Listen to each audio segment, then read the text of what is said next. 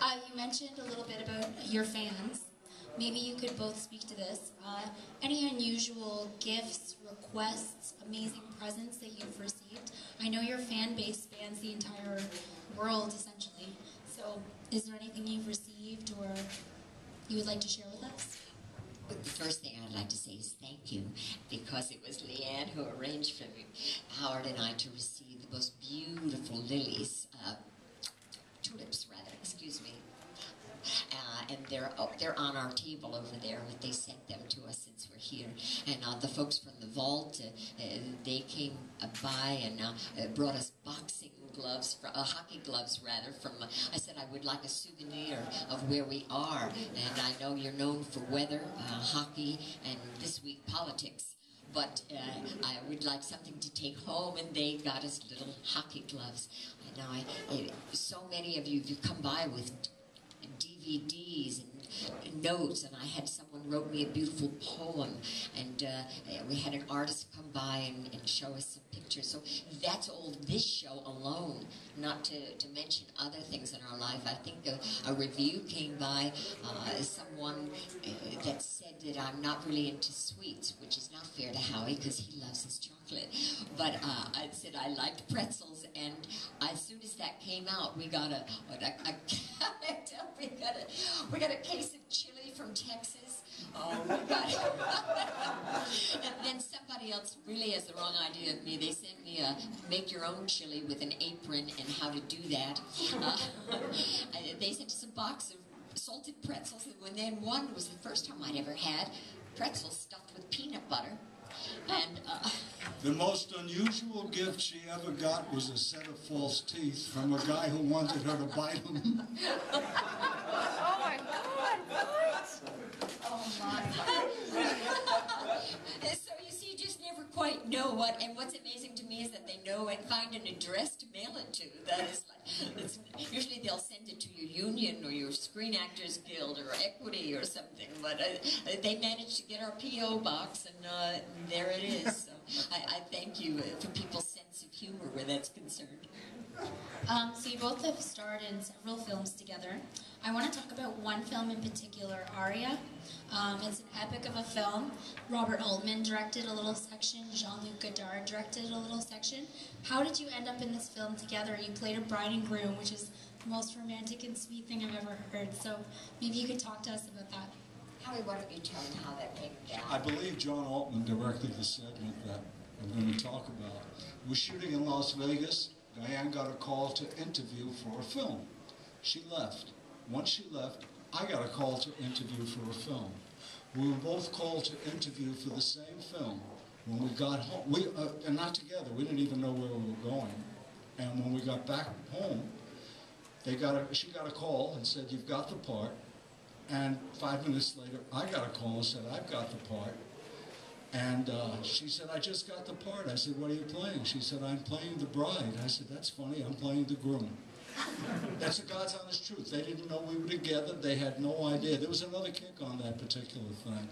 They shot this at about 1 o'clock or 2 o'clock in the morning on Main Street in Las Vegas. Main Street in Las Vegas at 1 or 2 in the morning is probably like Main Street in any downtown city. It's primarily, they used to say bums, so I'm going to say bums. They weren't street guys. These were out and out bums. These were guys that were drunk and falling down a lot. And there were people out there that were not hassling, but they were saying things like, "I don't think you should have married him." This was done in the chapel. And all these bums are out there looking at us and, "Well, I don't know, the dress really is not nice." Now they had a problem. Mr. Altman forgot to hire the man that would perform the ceremony, the officiant. And he said, "What do we do?" If you look at that film, Robert Altman is the pastor for the ceremony, which is funny. He had to come in and do it himself, which is very nice. Yes, very nice. And I should have asked for an autograph, but I didn't.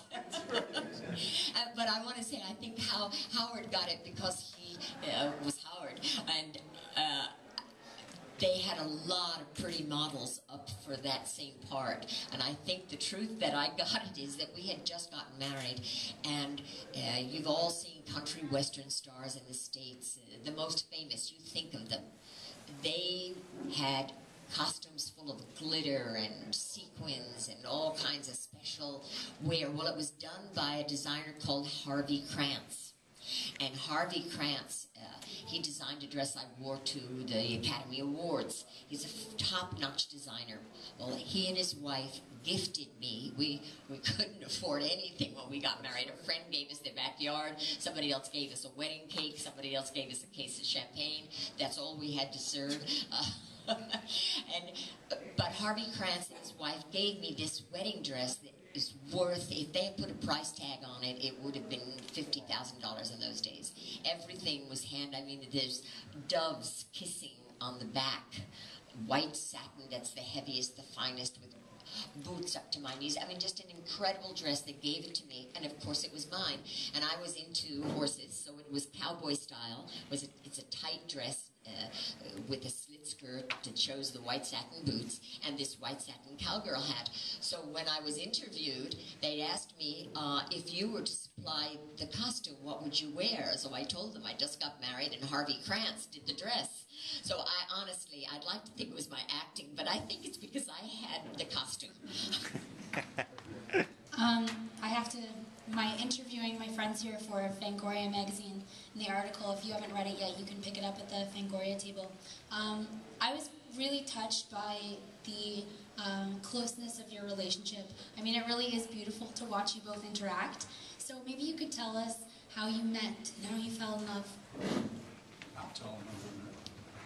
I'll tell you how we met. We have a mutual friend.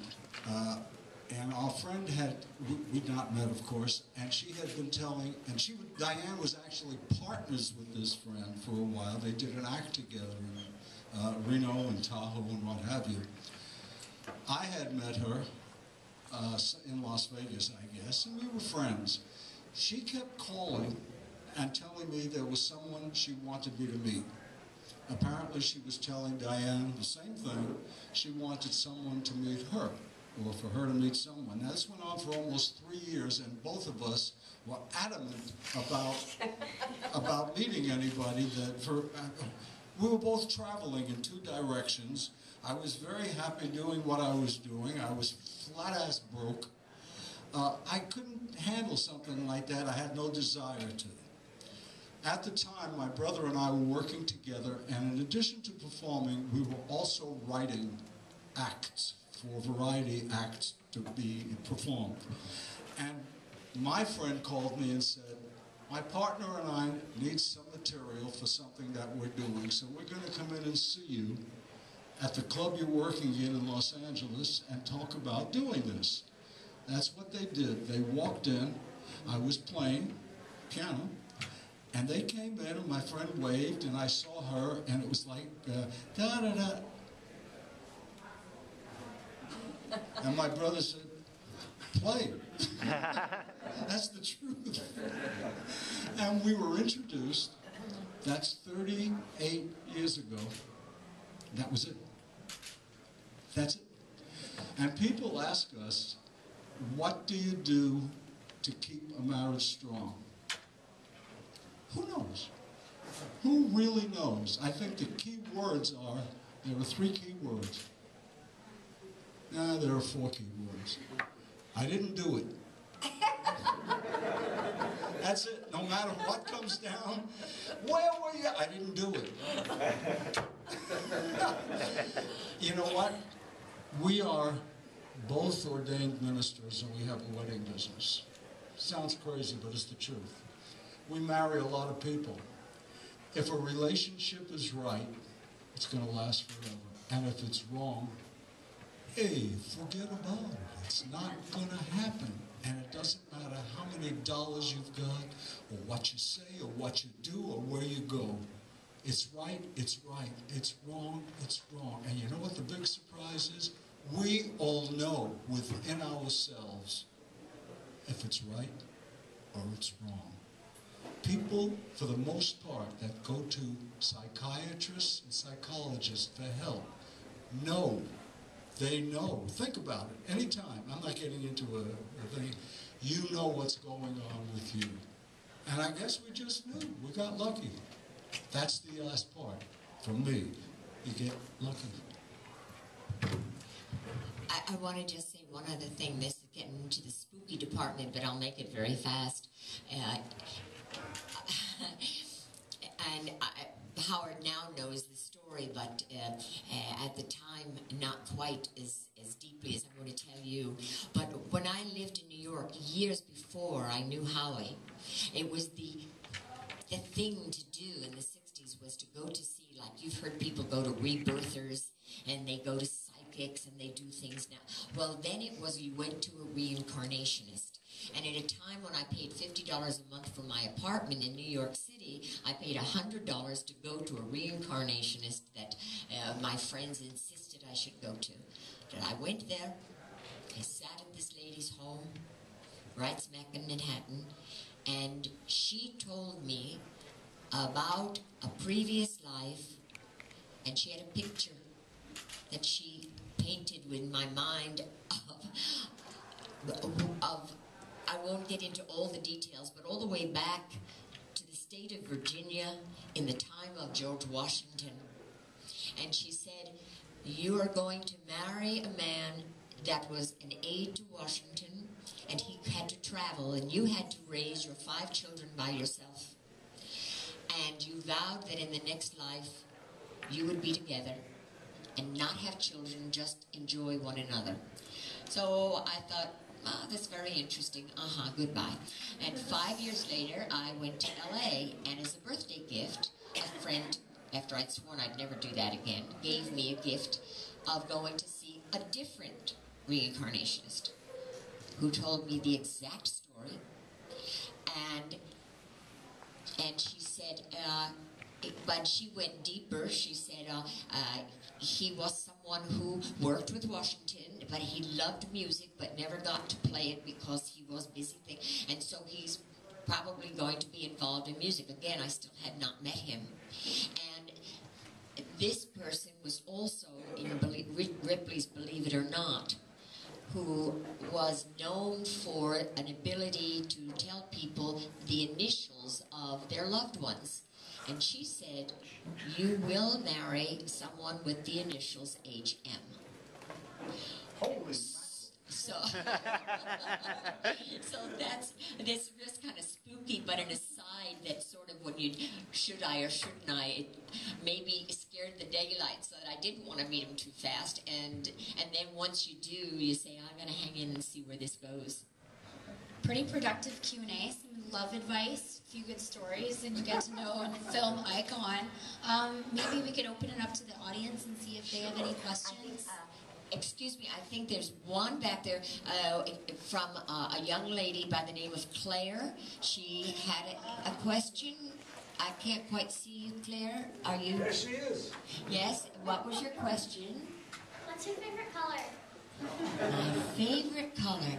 My favorite color is when a girl has red in her hair. I think that's really the best. And then, just like your blue eyes, blue probably is my favorite. Our home is very colorful. We have a, you're going to think we live in a gypsy land, but we have a red rug in our living room with a red couch, and one wall is Kelly green and one wall is royal blue, and our bedroom is red and black, and my kitchen is yellow and white, and my dining room, I mean, every room is a different color. The bathroom is tiger and zebra. One is tiger, one is zebra. Glasses, by the way. And Howard's den is purple, and mine is blue. And so, if that answers your question, I love all colors, but blue is definitely, when I fixed my den, I chose blue.